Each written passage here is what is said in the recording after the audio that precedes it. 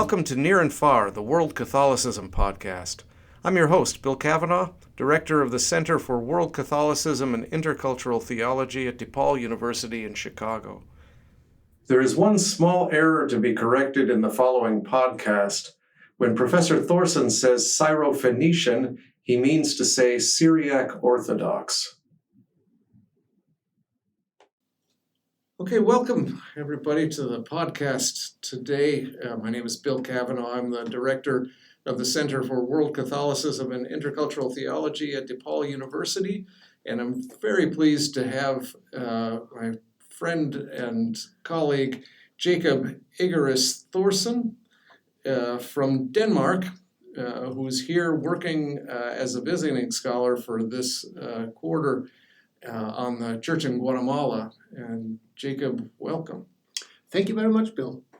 So Jakob, you are from Denmark, but you're working on Guatemala.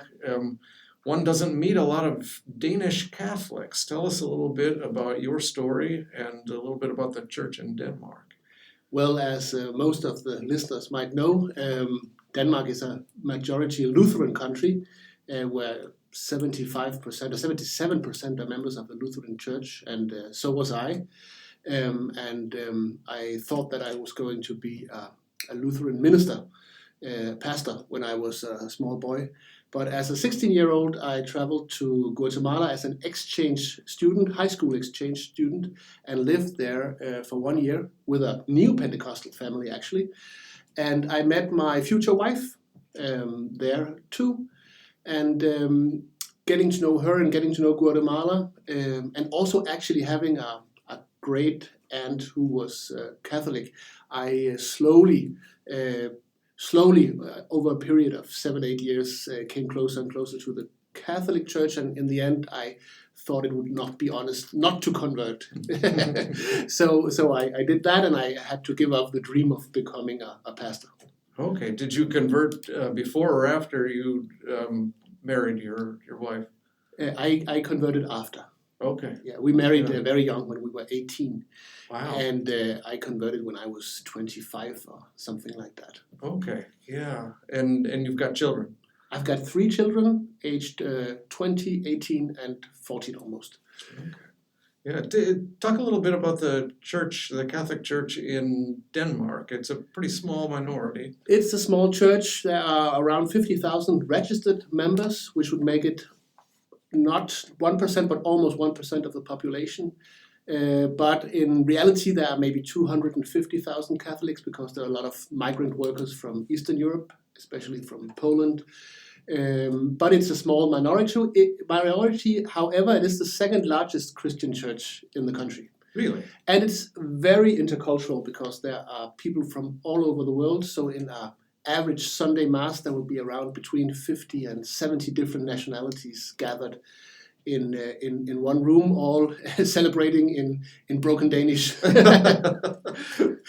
Interesting. Do you also have masses in Polish or Vietnamese or Filipino? Or? Yes, we have all of it. We have English masses, Italian, Spanish, French, German, and Vietnamese. And we have also a pretty large group of Chaldean Christians who have their own rite and who celebrate in Arabic or who are Arabic speaking. And we also have Ukrainian Catholics who also have their own rite. Okay, wow. I imagine you might be taking some refugees from Ukraine these days? Oh yes, I think we have received around between 30 or 40,000 during the last months. Okay. So the stereotype of Denmark is that it's a very secular place. Are there ways in which that's true and ways in which that's not more complicated? It is in one way one of the most secular countries because we have the lowest percentage of Christians going to church on an average Sunday. It's around between 1% and 2% of the population. However, not so many people would, also members of the Lutheran Church would say yes to defining themselves as believers. However, the Lutheran Church is a very strong cultural institution, and people remain members and pay 1.2% of their income automatically to the church, and they could opt out if they wanted, but most choose to remain. Also because, as people say, I don't know whether I'm a believer now, but I might be later on in life. So it's a kind of existential, ecclesial insurance. And it is people, even if people don't believe in God, they believe very much in the church as a national, cultural, and also how do you call it, an institution that does a lot of good things in society. And most people will go to church on Christmas and for weddings and for burials and for baptisms. So we call them four-wheeler Christians. They come for 4 occasions: baptism, confirmation, wedding, and burial. Hatched, matched, and dispatched, as the saying goes in English, right? Yeah, that's only 3 of the wheels, but yeah. So I'm sorry, go ahead. No, I want to say so much more. Apart from, it is always tricky to measure religiosity. So if you have like a very clear-cut idea about what it is to be a believing Christian, then Danes would have a low, come out low. But if you define it a bit more broad, as an existential openness towards the divine and a searching, and also an open attitude towards life, and also towards the Christian faith, even if you cannot define yourself as a 100% believer, then I think it is not that secular. Okay, interesting. So it's complicated, and that would probably describe the lay of the land in Guatemala as well. Things are complicated in a very different way, but can you say a little bit about how you got interested in studying religion in Guatemala? Apart from having a wife from Guatemala and having lived there in shorter periods, I was fascinated by the pluralism in Guatemala. And so there were so many different churches, so many different evangelical churches. There was a Catholic church that was also very differentiated and pluralistic, with Catholic charismatics and indigenous Catholicism with syncretistic traits, and you had all the different movements. So what I found fascinating was that when I looked on the shelves of the library, there were like meters of shelves with books about liberation theology. And I had lived in Guatemala, and I knew, yes, there was some institutions that were influenced by liberation theology, but what I saw on a parish level was not liberation theology. It was charismatic Catholicism. And I wondered, there was not even one book written about at that time, there was not one book written about the charismatic renewal in Latin America, and it was maybe 10, 20, 30 times bigger than liberation theology. So I thought, that is so strange. But I thought maybe it's because like theologians like myself, especially from the US and from Europe, can easier identify with liberation theology than they can identify with charismatic Catholicism. So I thought, well, maybe charismatic Catholicism is not my way of worship, but I have to study this phenomenon because it's all over. And it is not only in the Catholic charismatic groups, but the practices, the songs, the way of worshiping has spilled over into all other groups as well. And into when you go to preparation for marriage or preparation for baptism, with many of these ways of preaching and of talking and of singing come from the charismatic renewal and have spilled into regular church life. So that process was not studied at that time by almost anyone. So I thought there is a lacuna in the research, so I want to study that. And then I did field work in Guatemala City and followed different charismatic and semi-charismatic groups, and saw how church institution and renewal movement were influencing each other, both on a local level in a parish, but also on the diocesan level, national level, and actually on the Latin American level. To see, and that was quite an interesting study for me to do. Okay, so that was your first book. Yes. Was on Pentecostals and Charismatics in Guatemala. Can you say what the thesis of your book is? So you said that there just wasn't a whole lot of work done on that at the time. What did you look for and what did you find? I used classical. It had like a sociological part and it had a theological part. So in the sociological part, I looked at classical studies of movement and institution, the interplay between renewal movements, or be they political or religious, and then established institutions. And the case in Latin America followed the classical pattern that the charismatic renewal started out as being very critical of the church institution. Many Catholic charismatic groups separated themselves from the church, and the church institution was very hostile, was clamping down on the charismatics. And then at some point they found out this situation will not work, because basically the charismatic renewal in this way becomes a stepping stone to Pentecostalism, because people get angry with the church institution, and let's make it a containment wall instead. So the movement was embraced by the institutional church reluctantly, and I think it was John Paul II, he put the Virgin Mary as the patron saint of the movement, and there should be a Marian act in every charismatic meeting, in that way giving it a very clear Catholic branding, you could say. And then what you see is this classical process where the church institution and the renewal movement adapt to each other.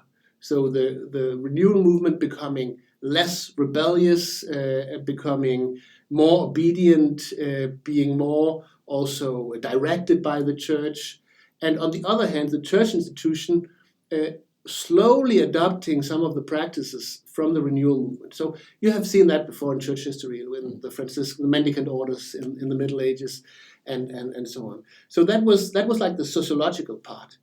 Then the theological part was about what does this, what I call incipient Pentecostalization of the Catholic Church in Latin America, what does that do to the way the church understands itself as a faith community? And how do you balance being a broad Catholic church for all, catch-all church, on the one hand, and on the other hand, having a very strong influence of a movement that stresses a more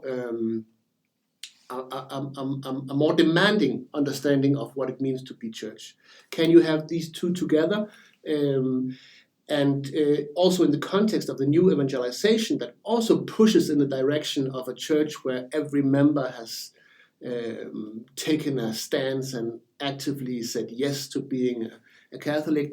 This going together with the charismatic push, what would that do to folk Catholicism, and you can call the famous, very colorful Latin American folk Catholicism that is not so demanding, and where people worship many times on their own terms, also apart, outside of Mass.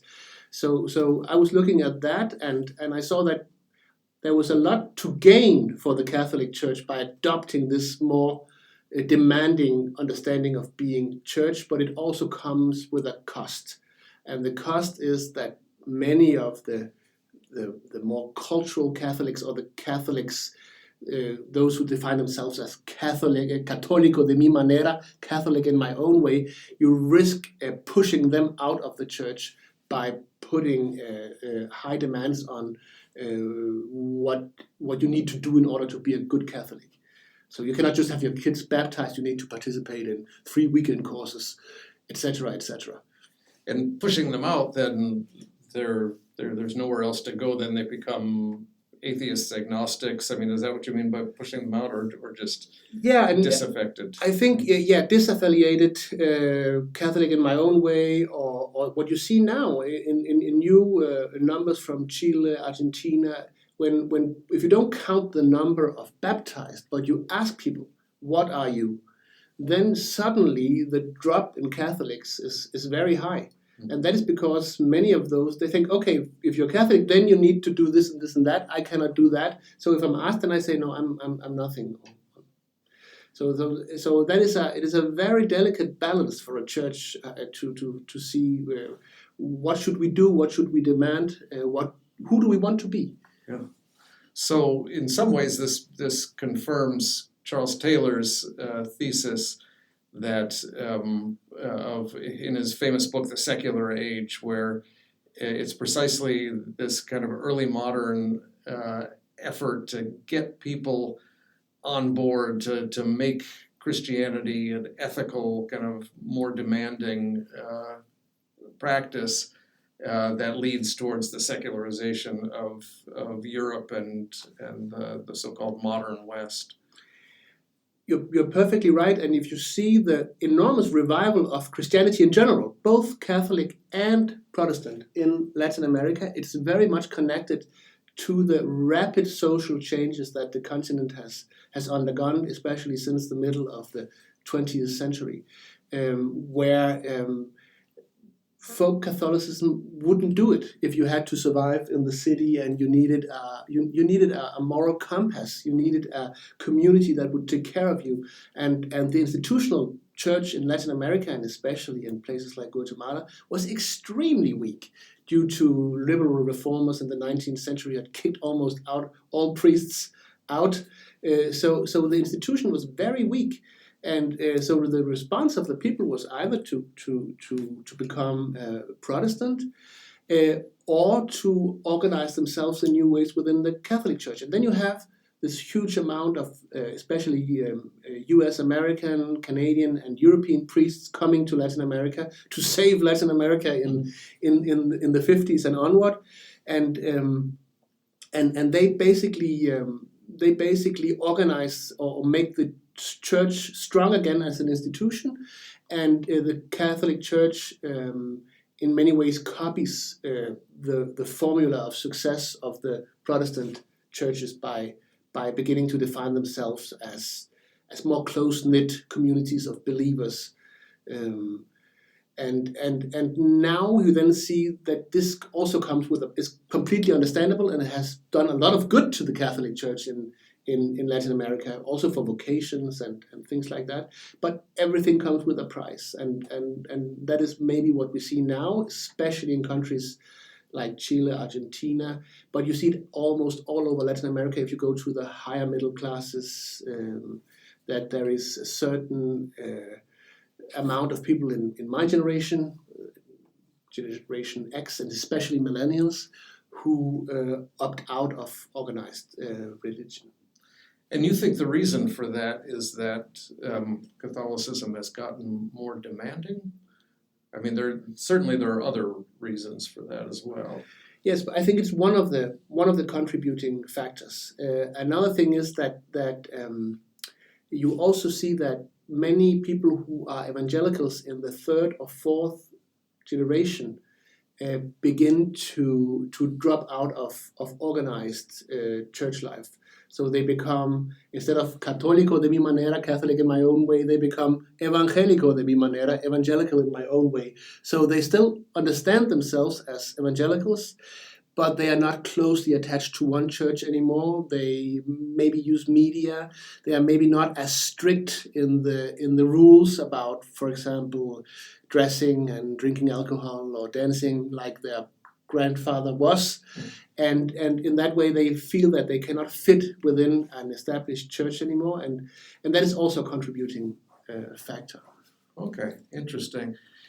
Let me back up historically a little bit. I remember reading, I think it was maybe David Stoll in the 90s in that book, Is Latin America Turning Protestant? But it's a line that I've heard, and I don't know, I think it comes from him, but it might come from somebody else. But the basic line is the Catholic Church opted for the poor, and the poor opted for the evangelical church. And the idea was that the committed kind of liberationist Catholicism could get you killed in a place like Guatemala during the Civil War. And so the evangelical church was not politically engaged and was a safer place. Is that a stereotype? Is that true? What do you think of that? It is partly true. That is one part of the explanation, especially in countries with a civil war like Guatemala. So that is definitely an aspect. But there is also another side to it. I think what the liberationists did wrong was not taking the religious enchanted worldview, you might say, of folk Catholicism serious. So basically, they would say, don't use your energy praying to the saints, putting up candles and doing your traditions. Concentrate on changing society for the better. And so they many times did not take it serious or even frowned upon this enchanted worldview of angels and demons and visitations and dreams. And the success of the evangelical churches was, apart from their giving a strong moral compass and giving close-knit communities, it was also that they actually took seriously this worldview. Of course, they remodeled it a little, and they gave people the tools to combat evil and combat evil spirits, but they took it seriously. And in that way, it is right. It is said that the church opted for the poor and the poor opted for Pentecostalism. And it was only until the growth or the explosion of the charismatic renewal that you see something like that in the Catholic Church, where now many of the priests who studied, I know priests who studied, inspired by Romero, who studied in El Salvador, very much in this liberation theology agenda, now they are sent on courses in exorcism in Mexico, because the church is now taking this spiritual realm very seriously. You have reintroduced the prayer to Saint Michael, Saint Archangel Michael, after the Mass, where you ask him to protect you in the combat against evil spirits and stuff like that. And so that was also a hard lesson to learn for the Catholic Church. So in one way, liberation theology is very Latin American in the sense that it springs out of a social context. But in another way, it's very European in the sense that it is disenchanted, it is modern in its worldview, and that is why I think it really never caught the broad masses in Latin America. It did have a lot of good influence because a lot of those who were raised in the institutions influenced by liberation theology moved on to popular organizations and fighting for democracy, etc. Once that military dictatorship allowed you to do so. But I think that is part of the explanation why so many people also left the church at that point. That's interesting, because the Pentecostal and charismatic movements are also have origins in the global north, right? So the Pentecostal movement comes out of the Azusa Street revival in Los Angeles and then spreads, and then the Catholic charismatic movement starts at Duquesne University and spreads to the University of Notre Dame, and that's also an American thing. So when the Catholic charismatic renewal happens in Guatemala, does it come from just imitating what the Protestants are doing, or does it come from the Catholic charismatic renewal in the United States, or is it a more kind of indigenous? It comes from the U.S. I mean, the first is I can't remember his name, a Dominican friar. Comes down and hosts some retreats, and in the beginning it's very much a middle-class movement, urban middle-class movement, the charismatic renewal. But then it spreads out and it becomes indigenized, it becomes adopted to the context, and then it becomes a movement that moves beyond just the middle class and becomes also very big in the popular classes. So it comes from the U.S., but as you see, somehow Pentecostalism has a nerve that seems to be able to adapt to all cultural context. It's huge now in Africa, it's huge in Latin America, Right. it's huge in Southeast Asia and Philippines. So I think this, and what I think basically is the strong, the strength of Pentecostalism is that it does take seriously the spiritual realm. And in that way, it's able to adapt to also pre-existing religious worldviews and connect with them and give people some tools to handle that sometimes frightening spiritual realm. I think that is, if I had to boil it down to a very concentrated explanation, I think that would be my explanation why Pentecostal and charismatic Christianity has become so enormously successful in a context of change. Because, I mean, when society is changing fast, then you also need a religion that can guide you and help you in that process of rapid change, both identity-wise, but also on a very everyday level, how to live my life in this. Maybe you are living in a big city in the outskirts, in the slums. There are gangs, there is drug dealing, there is a lot of problems with alcohol and drugs. What do you do to survive there?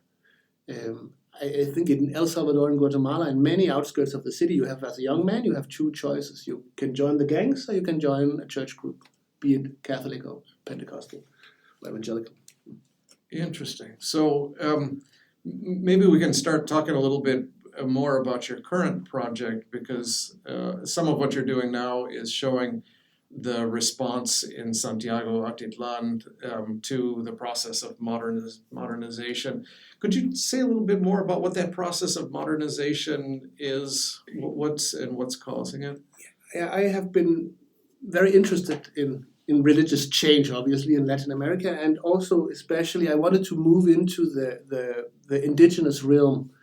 And therefore, I decided to do a study in Santiago Atitlán in Guatemala, a city located near the very beautiful Atitlán Lake that all tourists who come to Guatemala visit, so some might know it. And I chose to study that particular town because it has been studied by anthropologists since the early 50s. And if you want to track change, it's good to choose a place that has been studied before. And what you see in Atitlán is that basically the city was without a resident priest since the beginning of the 18th century, so almost 300 years without a resident priest. And then you had like religious brotherhoods called cofradías, who would take care of the saints and celebrating the big feasts.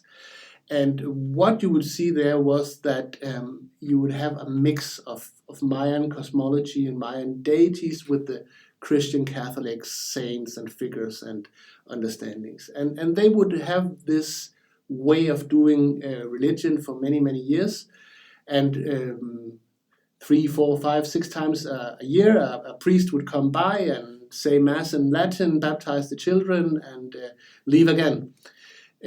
So when the Oklahoma mission adopted Santiago Atitlán in the beginning of the 60s, an adoption that went until 2003, they put in a lot of priests, sisters, they built a hospital, they did a lot of good work. I think child mortality dropped by 90% and stuff like that. And they started to organize and do catechesis, and there were also already some catechists who were like mainline or by the book Catholics who were in opposition to the Maya Catholic traditionalism, but they of course were boosted with the arrival of the priests. And while the American priests did not confront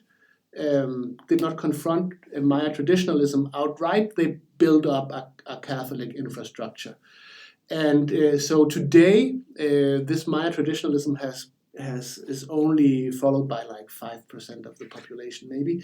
The other half of the population, or 50 or 40% of the population, has become evangelical, and 40% could be described as Catholics by the book.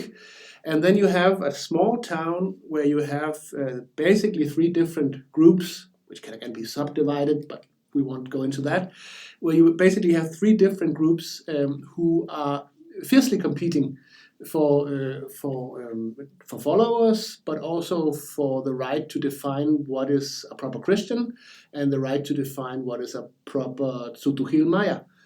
And it is not a problem with the evangelicals and the Catholics because they don't share any church buildings or anything, but with the traditionalists and the mainline Catholics, they are always in struggling because they share the same sacred space.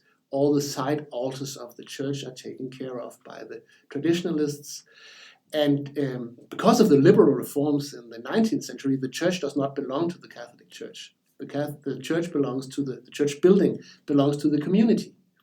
So who has the saying?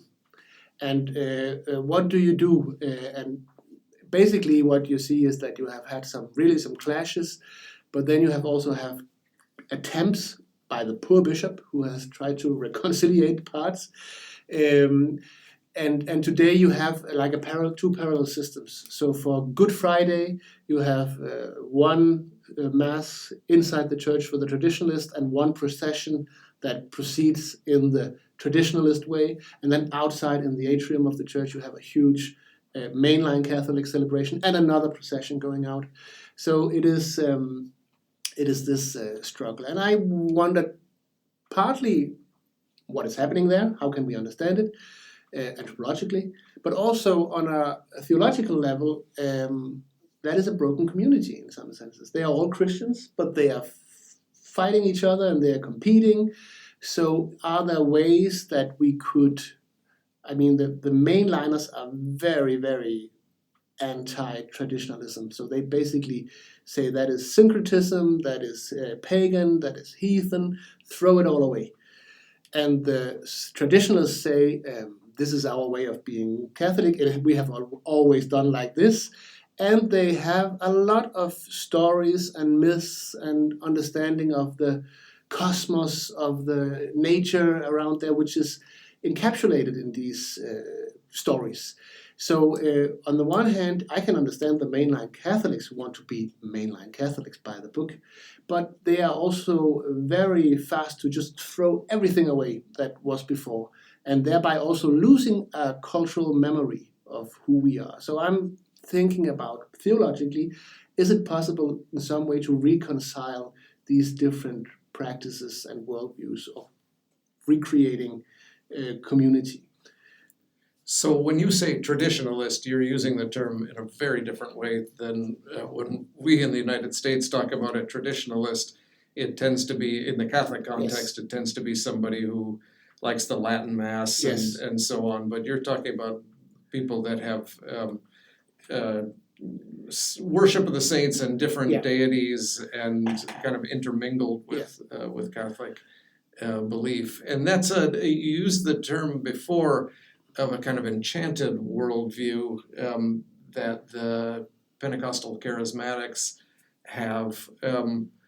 But this is a different kind of enchanted worldview.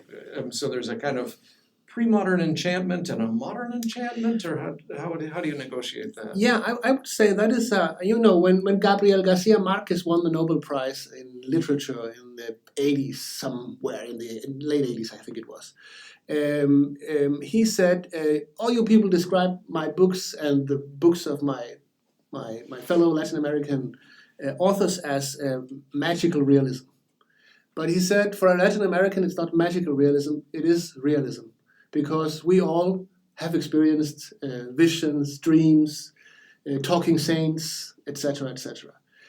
And I think it's very precisely, as you say, that the difference between a folk Catholic, old-fashioned folk Catholic, and also Maya Catholic traditionalist, as I said, worldview, and Pentecostal or charismatic worldview, is that they are both enchanted in the sense that they take seriously the spiritual realm, and there is a porosity between the immanent and the transcendent realm, where things happen, and you can be a victim of witchcraft, etc., etc.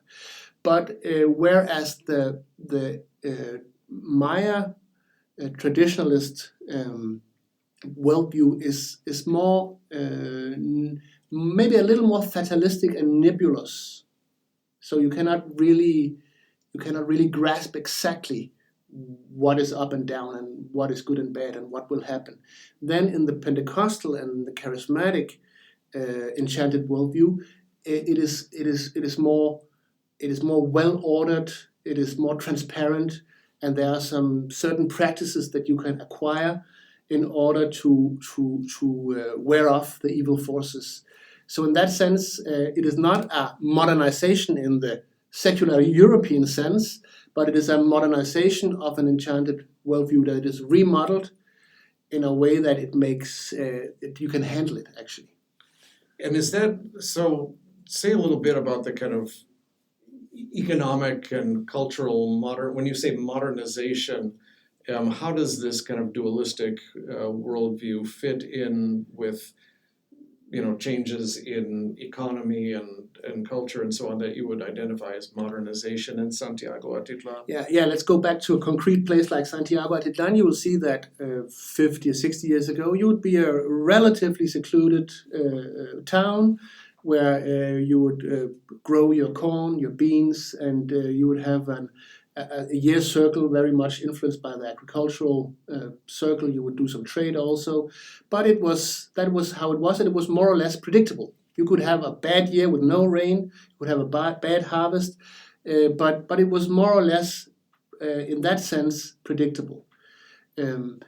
What happens when you get connected to the outside world via roads and trade and people coming in and out, internet, media, etc., is that it and you have a neoliberal state where with no social security at all, it makes you very vulnerable. Of course, it gives you the possibility to suddenly earn a lot of money that you could not earn before. Some do, but definitely not all. Many also live a much more precarious life because land is scarce, population is growing, there is not enough work for everyone, so there's petty trading, and in that world you are much more vulnerable. You can really slide down the social ladder very fast if you are hit by sickness, if you get ill, if you have an accident, if someone steals from you, takes your... So in such a world, which is much more unpredictable, it might be more prosperous for most, but it's also very much more unpredictable. In such a world, you need to be able to not control, but to navigate the spiritual forces. You need the techniques, the community that can back you up when you are hit by misfortune. Okay, so you've divided us, the Christians of Santiago Atitlán, into three groups: mainline Catholics, traditional Mayan Catholics, and Pentecostals. Are the mainline Catholics also divided into charismatics and not charismatics? Yes, there is a huge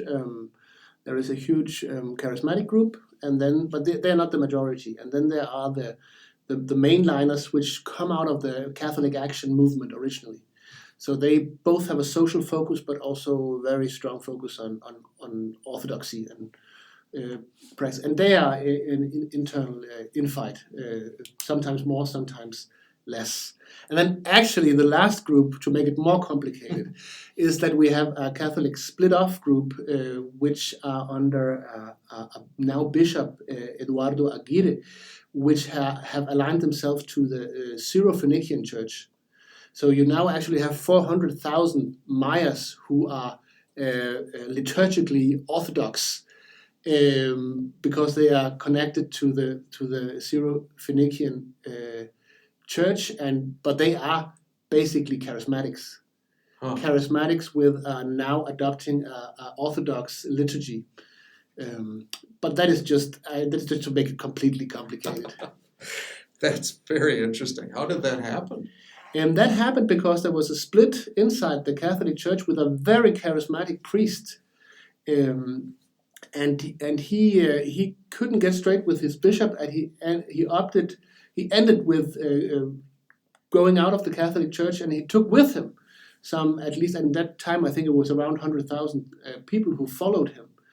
And then they were kind of homeless in a period until he connected with the Orthodox Church. So the Syrophoenician rite, is that a rite of the Eastern Rite Catholics? Yes.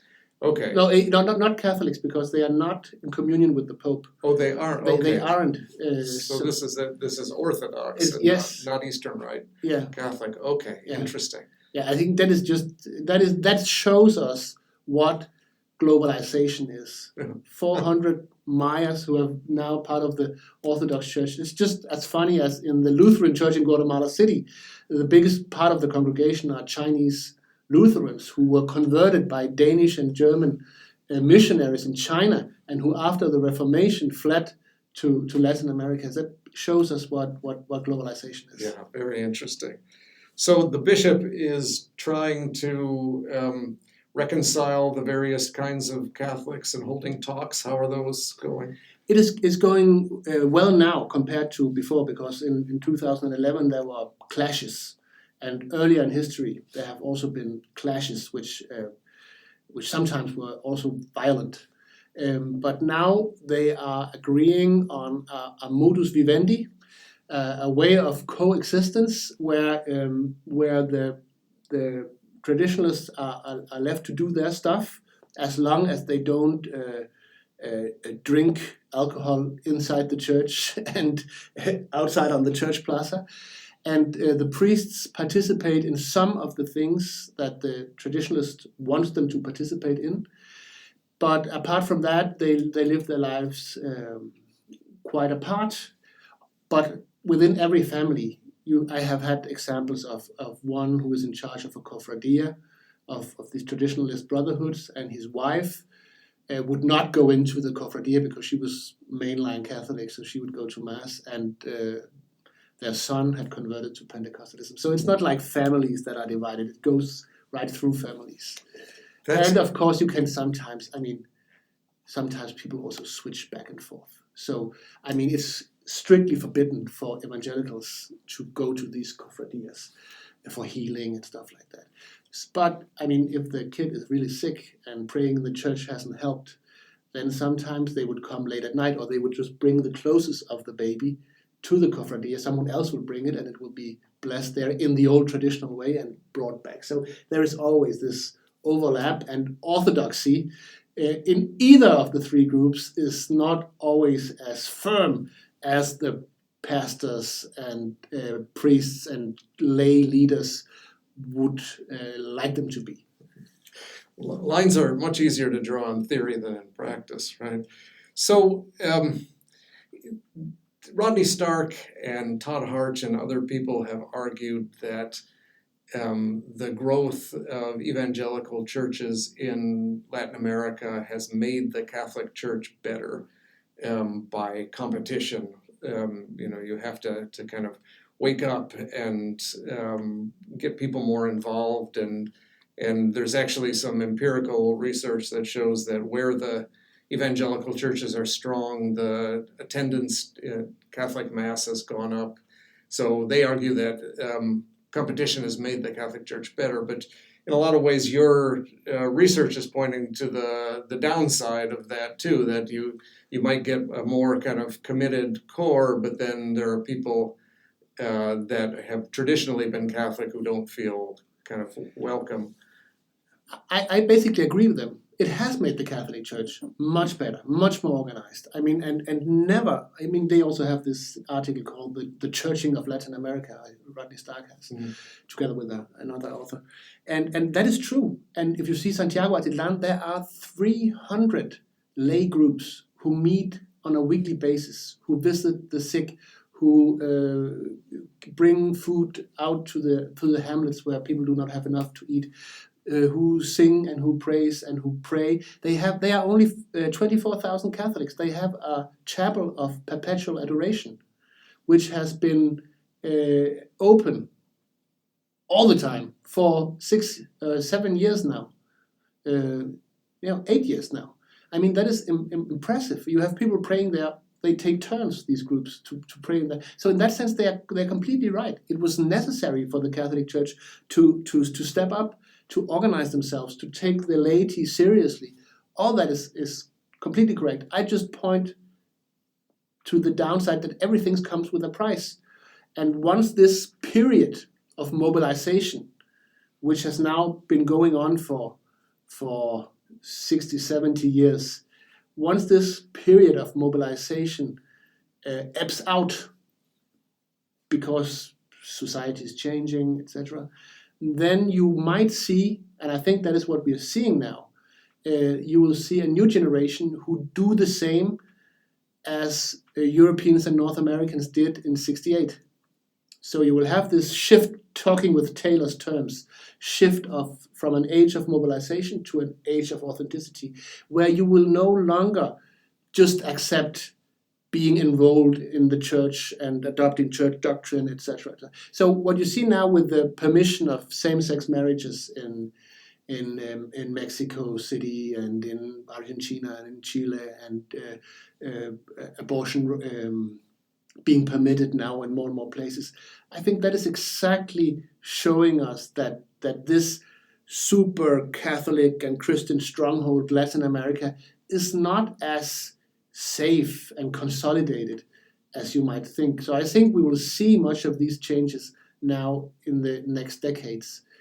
And that means that the Catholic Church, so of course the evangelical churches, will have to find out how are we church in a pluralistic society where we can no longer rely on a cultural Catholicism that is a shared cultural thing that we have. How are we church in that context? Also, how are we church for young people who will not just sign the whole doctrine of the church, but who also have opinions and who challenge hierarchical power structures, etc. So that is the new thing that the Catholic Church in Latin America will have to figure out.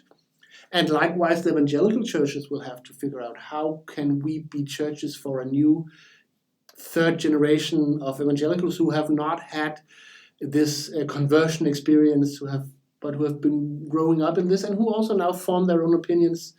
And Well, that then brings me to the last thing that I want to ask you about. So you've raised these questions, but you're also in your current project trying to suggest some answers, right? You are hoping to give some impetus to a new kind of theology of inculturation, which is able to take some of the kind of traditional elements of Mayan culture and bring it into mainline Catholicism in a way that respects both the Church's tradition and the cultural traditions. Can you say a little bit about that? Yeah, of course, that is not for me to do, because they are the ones who have to work this out within the church in Guatemala, Mayan Catholics among themselves, together with the whole church and the bishops. But what I think is that I, as a theologian, can give some ideas, which lines along which you can think. And I'm actually a bit inspired by a Danish Lutheran theologian from the 19th century called Grundtvig. I think many of his hymns are also translated into English, at least in the Evangelical Lutheran Church in America. But he basically thought that the whole Northern mythology, Old Norse mythology, that was still alive somehow as stories told. Of course, that was not one-to-one compatible with the Christian gospel and with the Christian faith, but he thought that as a people, as a cultural entity, a people, you cannot throw away your tradition. You have to be Christian, of course, but you have to know the old stories of your culture. That is your you can say in a way that is your Old Testament. That is where you came from when you became Christian. That does not mean that it is a liturgical Old Testament or an canonical Old Testament, but Old Testament in the sense that you should know all these stories. You should know because they mirror the values of a culture. And I think if you could get to that point in Guatemala, where you could really appreciate these traditions, then it would be a good start. And there are many good people doing that. There are Dominican friars in Alta Verapaz who have a center for inculturation theology who does this work. But if you come to a place like Santiago Atitlán, it is more either or. You have young indigenous priests and they just want to be 100% orthodox and by the book. So they want to throw away all these old stories, traditions. And in a way, I can understand them because it is a tradition that is still alive and still has power over people, also in a negative sense, that there is fear of black witchcraft, etc. But on the other hand, it seems to me a little too radical. I mean, the strength of the Catholic faith has always been to be able to build bridges between the past and the present. And if I can somehow contribute to building those bridges in a very modest way, obviously, as I said, it's not for me to do, I would be happy and thankful. Well, thanks so much, Jakob. This has been fascinating, and we're going to really look forward to your book that comes out of the current research that you're doing. Thanks for joining us. Thank you for having me.